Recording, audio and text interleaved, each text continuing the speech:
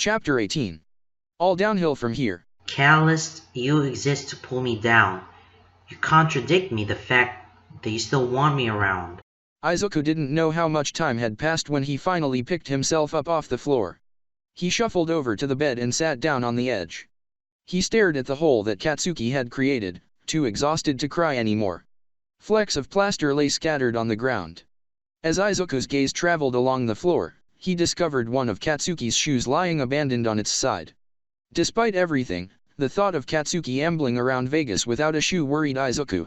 He shakily attempted to text him. When Izuku heard a responding vibration from within the suite, he investigated and quickly located Katsuki's phone by the hotel room door. When he saw the phone lying on the ground, a part of Izuku gave up. He picked up the device and set it on Katsuki's side table, then proceeded to curl up into a ball on the bed. How had things gone so badly so fast? Nothing made sense to Izuku. Katsuki had kissed him. He'd really. Izuku had to bite his lip to prevent himself from dissolving into tears again. Izuku spent the remainder of the night curled up on the bed with his knees hugged into his chest. He barely noticed when sunlight began to filter through the curtains. The sound of the suite door opening with a bang startled Izuku out of his daze. Katsuki stormed into the room, his movements stiff and robotic.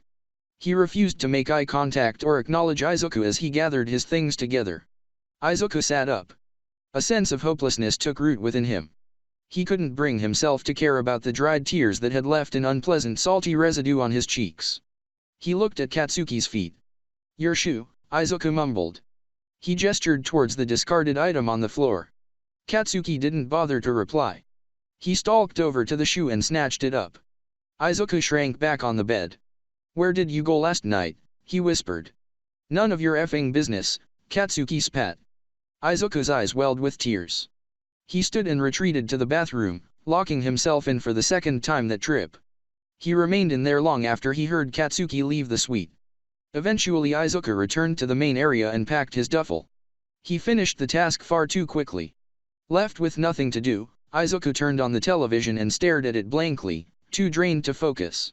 Izuku returned to reality when he felt his phone vibrate. "Dude, you coming down? We're ready to check out. Everyone's waiting." Izuku sighed. He supposed he oughtn't to keep Kirishima waiting. When Izuku reached the hotel lobby, Jiro waved at him gaily. Mina and Kirishima were completely occupied with each other, their hands and lips roaming freely over each other's faces and necks. A wave of envy washed over Izuku. Izuku ignored Jiro and sulked towards the concierge, where Katsuki was involved in a heated discussion with the staff. "Sir, I don't understand. There's a hole in the wall. You effing deaf? I already said that. Charge it to my card or whatever." "Sir." Izuku didn't stay long enough to hear the rest of the conversation. He slid his card key across the desk then turned and left without a word. Jiro smirked as Izuku approached the group. "You look like hell. Didn't get much sleep," she teased. She jerked her thumb towards Kirishima and Mina. These two had a pretty good night too. Izuku felt his face crumple. He looked away. "Whoa." A hand reached out and touched Izuku's shoulder. "You good, Midoriya?" "I'm fine," Izuku gritted out. Jiro slid her arm around Izuku and began to lead him away. Izuku acquiesced. Once they distanced themselves from the group, Jiro released him. "Seriously, you okay?" she asked quietly. "Bakugo is acting strange." Izuku clenched his fists at his sides. He couldn't trust himself to confide in Jiro without falling apart. "I don't want to talk about it." Jiro's face fell. "Things didn't go well, did they?" Izuku snorted. "Don't see how they could have gone much worse," he replied bitterly. Jiro glanced over her shoulder at Katsuki. "That idiot," she muttered. She turned back to Izuku. "Do you want me to try and talk to him?" Izuku hung his head. "Please don't," he said softly. "Leave it alone. This entire trip was a mistake. I shouldn't have come." Jiro bit her lip. After a moment's hesitation she pulled Izuku in for a hug. "I'm sorry, honey," she murmured. Izuku accepted the kind gesture. When Jiro released him, he swiped at his face with his sleeve. Jiro patted Izuku's shoulder. "Take a walk," she said. "Pull yourself together. It's going to be a long trip back." Izuku nodded. Jiro turned and headed towards the group. Izuku only stayed away long enough to get his emotions back under a decent level of control. Shortly after he'd returned, Katsuki abandoned the concierge. The highly distressed employee spluttered after him. "Thanks, Bakugo. What do we owe ya?" Kaminari asked. "I'll figure it out later and text everyone," Katsuki replied brusquely. Kirishima pried himself away from Mina and retrieved a pair of car keys from his back pocket. "Guess I'll take the first leg," he said. Katsuki grabbed the keys from Kirishima. "F that," he said, already walking away from the group. "I'm driving." Kirishima shrugged then grinned. He returned his attention to Mina. Mina giggled and wrapped her arms around Kirishima's shoulders. "Just wait until we're home," she said with a devilish smirk. Kaminari hooped. Izuku felt ill.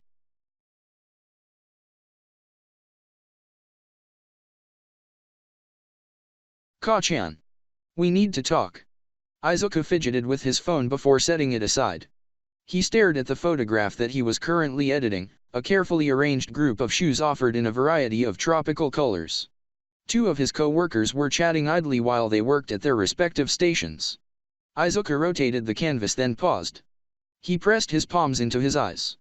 He'd only been back at the office for a few days, but it felt like it had been weeks. The journey home had been horrible. Katsuki had insisted on driving for the majority of the time and Kirishima and Mina had been all too happy to oblige. With the two of them engrossed in each other, Izuku had been left with Jiro and Kaminari. He'd attempted to sleep during the drive without much success. More often than not, Izuku had simply feigned sleep so that he wouldn't be forced to interact with anyone. Izuku looked at his phone. He picked it up again and scrolled through his unanswered texts. Katsuki hadn't responded to a single one of them, not even to tell Izuku how much he owed for the hotel room. He was back to square one. Frustration smoldered within Izuku. What the hell was Katsuki thinking? He couldn't just invite Izuku along to Vegas, kiss him, then ignore him. Oh, no. If Katsuki thought that he was going to get away with this, he had another thing coming. Izuku glared at his phone. He began to type.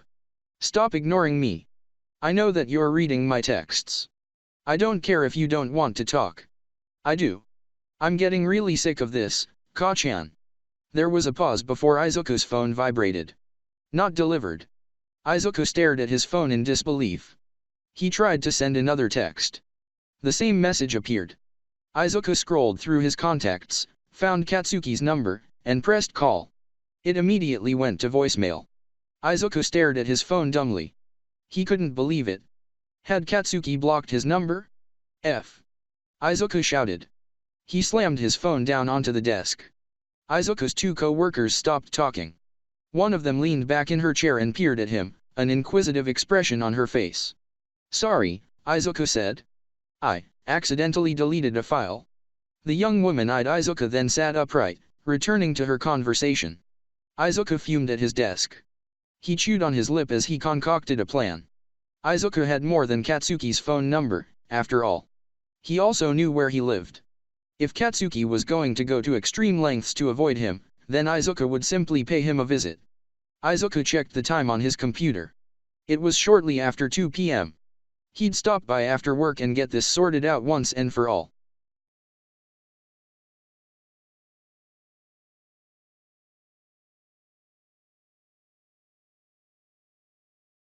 Izuku stepped inside the doors of Katsuki's apartment complex.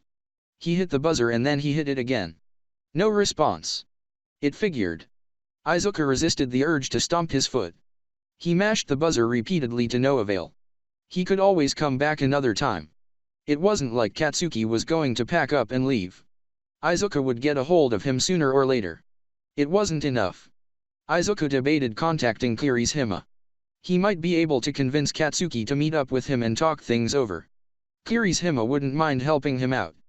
Izuku retrieved his phone, typed out half of the message, then paused. Something was nagging at his mind, something that Katsuki had said in Vegas. Izuku deleted the text and brought up his social media. He went to the Anti-Heroes Band page. Sure enough, there it was, the show that Katsuki had arranged. All of the details were there, the ticket sales, the venue information, the start time. The gig was tonight. It was still early. Izuku could grab food somewhere. He'd get to the show late and find the band afterwards. Izuku would convince Katsuki to unblock his number and they'd arrange a date to talk things over. Perfect. Izuku shoved his phone into his pocket. He left the apartment complex with much improved spirits. He'd talk to Katsuki tonight.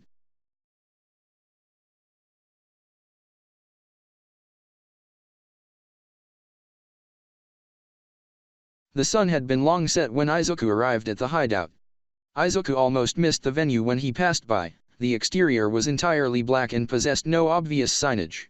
Izuku stepped inside, paid the cheap admission, and scoped the place out. The main room had all the markings of a standard dive bar. Its narrow wooden tables, abrasive neon signs, and dim lighting lent to an overall grimy atmosphere. Izuku could hear the anti-heroes playing deep within the venue. His heart leapt to his throat when he caught Katsuki's distinctive snarl over the sound of the drums and guitars, but Izuku wasn't about to let himself get sidetracked. There was no way that Izuku would be able to handle the full volume of the anti-heroes with his still healing head injury. Instead he stayed near the bar and ordered a drink to keep himself busy. He sat at one of the tables, leaving the drink untouched, while he listened to the band. When their set finally ended to muffled shouts and applause, Izuku stood. As fans filtered out, Izuku pushed his way into the venue's back room. A few lingered near the tiny stage, probably hoping to talk with the band. Izuku leaned against the far wall and patiently waited. Kirishima was the first to emerge. Izuku caught his eye and waved. Kirishima grinned. Before he could return the gesture, however, he was ambushed by two women who pushed an album each and a marker into his hands. Katsuki emerged moments later. He was sweaty and his chest was still heaving. He was immediately swarmed by a group of male and female fans. Izuku chuckled. It was nice to see the anti-heroes back in their element. He was once again reminded of all the hard work that Katsuki had put into the band. Izuku couldn't help but admire him for it. Izuku sighed wistfully. What had happened in Vegas probably boiled down to a moment of weakness between them. Izuku knew that regardless of whether his feelings were reciprocated, Katsuki would never pursue anything with him. He'd been foolish to get his hopes up, but that was okay. They'd talk things over and everything would be fine. One of the women in the group that was accosting Katsuki shoved her male friend forward. "Is his birthday?" she slurred. Her voice carried easily in the small room. "He's a huge fan, Ground Zero. He's got a huge crush on you," another woman added. "Shut the F up," the man slurred. He waved the beer bottle that he was holding threateningly at his friends. "You should give him a kiss," the first woman drawled. "Oh yes," the second said. "A birthday kiss." Izuku shook his head. It was amazing how shameless fans could be. Whatever. Katsuki was hardly the type to give in to the ridiculous demands of strangers. Katsuki rolled his eyes. He opened his mouth to reply, but before he said anything, his gaze drifted across the room and landed on Izuku. Katsuki's eyes widened. His mouth closed. Izuku offered the slightest half-wave. Katsuki's face became pinched. Tearing his eyes away from Izuku, he looked at the drunken man and decisively grabbed him by the back of his neck. Izuku watched in horror as Katsuki pulled the man towards him and planted a long, deliberate kiss on his mouth. The group surrounding Katsuki cheered. Izuku felt something inside of himself break. Izuku had wanted to believe that Katsuki wasn't like most musicians. Everything that he'd seen and that Kirishima had told him had made Izuku believe that Katsuki was a good person. Then again, Izuku had believed that his last girlfriend was a good person too. Katsuki released the man. The idiot was grinning from ear to ear as his friends jovially slapped him on the back. Katsuki ignored the group's antics and slunk away backstage. Izuku watched Katsuki leave. His body shook with a rage that surprised even himself. Before he knew what he was doing, his feet were moving. The corridor that ran alongside the stage was dark and narrow. Izuku saw a flicker of light illuminate the walls near the end as a door opened and closed. He raced towards the door and flung it open. What the hell was that? Izuku snapped. Katsuki whirled around, almost knocking over a small table. His eyes were cartoonishly wide in his head. The room wasn't much larger than a couple of walk-in closets. Black instrument cases lay stacked next to a tattered couch. "You're not supposed to be back here," he said. "I don't give a damn," Izuku spat. He stepped into the room and shut the door behind him. "Who the hell do you think you are? How could you kiss a fan like it's no big deal?" Katsuki took a step backwards. His eyes darted around the room. After a moment he set his jaw. What do you mean, who the hell do you think I am, he snarled. I ain't claimed, Deku. I can do whatever the F I want. Bullcrap, Izuku retorted. You think I'm stupid? You weren't going to kiss that guy until you saw me. Tell me I'm wrong. Katsuki fell silent. Izuku laughed humorlessly. So, what? You kissed a stranger to piss me off. Katsuki's face twitched. I kissed him because I thought it would make you leave, he snapped. Obviously it didn't effing work. He tugged at his hair anxiously. Why are you here, Deku? Aren't you sick of harassing me? Harass. Izuku's hands flew up.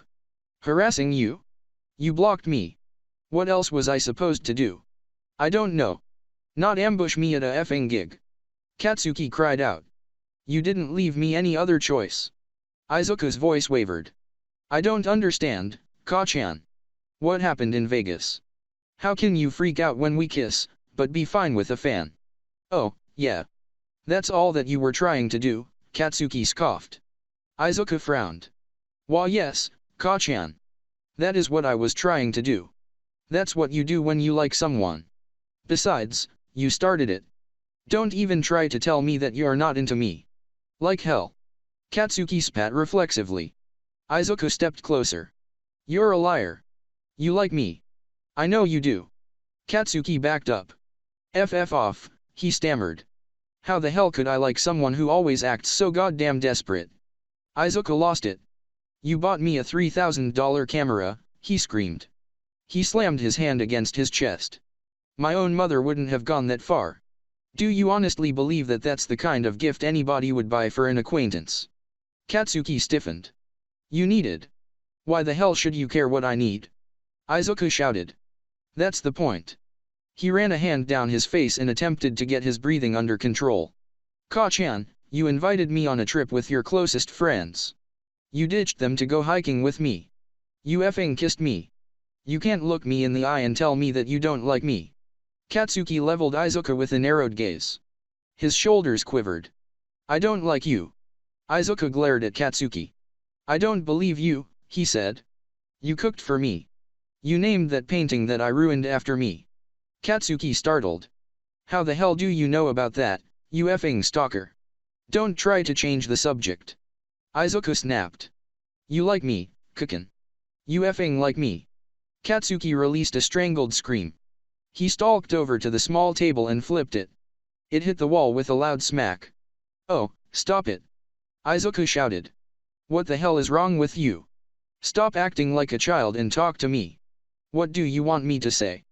Katsuki screamed back. He twisted his body back towards Izuku.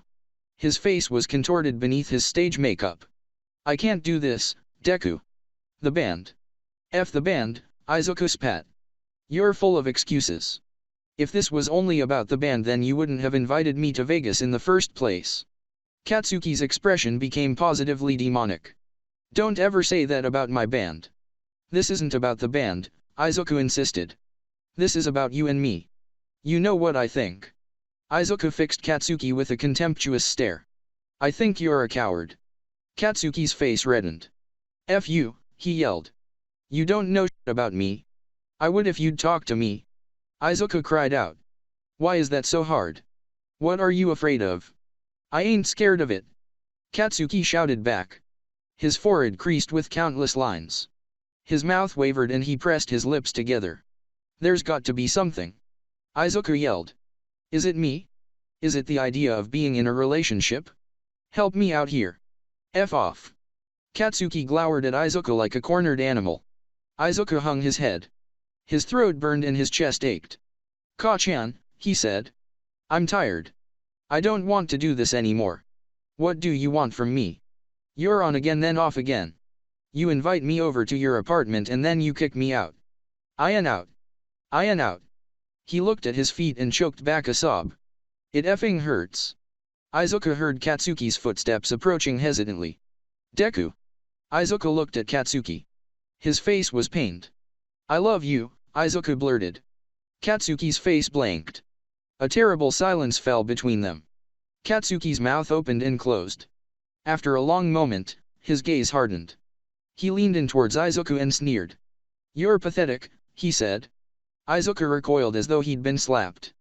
He closed his eyes. When he opened them, his expression was so loathsome that even Katsuki looked frightened. Fine, Izuku said. The word came out as a low hiss. You win. Izuku couldn't decipher the expression on Katsuki's face, nor did he bother to try. What? You win, Izuku snarled. He headed towards the door. I'm done. You want me to stop harassing you? Okay. You win. Deku. Shut the F up. Izuku yelled. I don't care. I don't care anymore. F you, Katsuki. Have a nice effing life. Izuku flung the door open and slammed it shut as hard as he could. He turned on his heel and plowed into Kirishima. Kirishima staggered backwards. He averted his eyes guiltily. Jesus, dude, he said. What the hell happened? Izuku broke down. He turned away from Kirishima and tore down the corridor and out of the venue. Izuku ran through the streets blindly, not caring where he was going or why. He didn't stop until his head was swimming, his heart was pounding, and the pain in his lungs overtook the pain in his heart.